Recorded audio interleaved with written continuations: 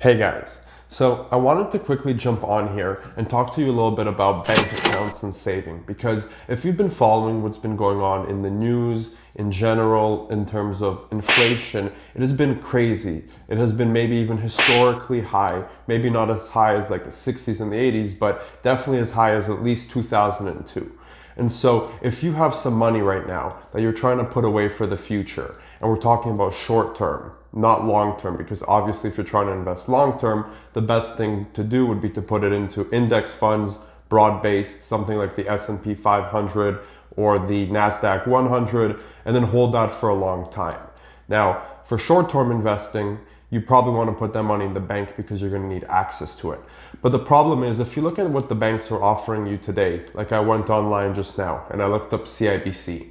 CIBC is offering you 0.05% interest. And if you think about that and you actually look at inflation, that is significantly lower than inflation. So what that means is you're actually losing money by putting money into the bank. Tell them to bring me my money. Yeah!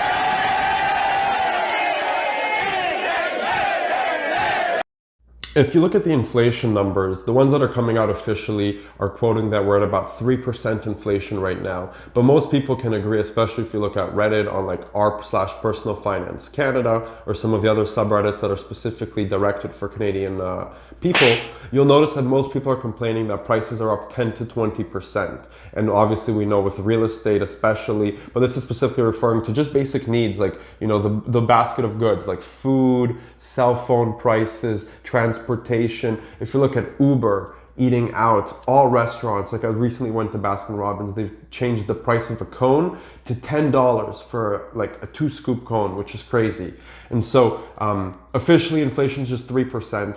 Unofficially inflation is probably at least 5%, could be as high as probably 7 or 10%. And so when you're earning 0.05% interest, you are literally losing money by putting it in the bank. I mean, it's better than putting it under your mattress, but it's only one step better. So what you want to do is you want to find a bank account that offers you the highest amount of interest. So I've gone ahead and I've done that research for you. Now, these were the things that I considered. First of all, it had to be CIDC insured, which is the Canadian Insurance Deposit Corporation. What that means is any member or any bank or credit union that is a member of the CIDC is insured up to $100,000 per type of account as well as per type of beneficiary. I'll throw up a quick chart to summarize it for you. I'm not a financial expert, so go and read that up on your own and talk to an accountant. But in general, it will make sure that at least $100,000 is insured in the case that the bank goes under. Now, this is very, very important because there are banks and credit unions in Canada that are not insured. Now, I would not invest with them. And the reason why I would not invest with them is because they are not CIDC insured. So if they go under because of making poor lending decisions, then poof, your money's gone. You're never going to see it. You're never going to get it back. Bye-bye. See you later. So based on mobile experience, customer experience, monthly fees, transaction fees, etc., the best bank that I was able to find is actually EQBank or Equitable Bank. EQBank is a tier 2 bank in Canada, so it's not one of the big 5, but it is certainly very, very reputable. It is CIDC insured, which means that if, you know, God forbid, the bank ever goes under, you'll actually get at least $100,000 of your money back, more if you spread it out correctly. So based on that, what I would recommend is that any money that you're looking to put away, I would put away into EQBank. Now remember, I would not put in more than $100,000 based on the CIDC rules. I would then look at one of the competitors to EQBank, another second-tier bank that's insured by CIDC, maybe Tangerine Bank.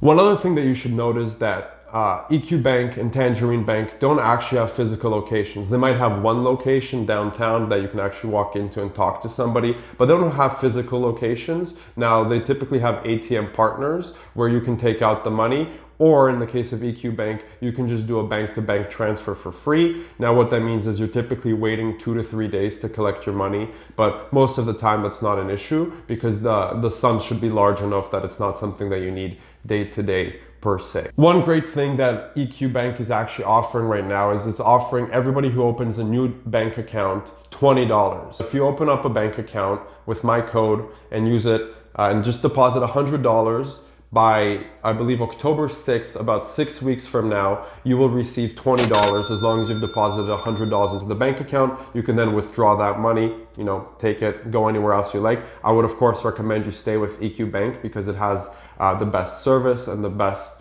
interest rate.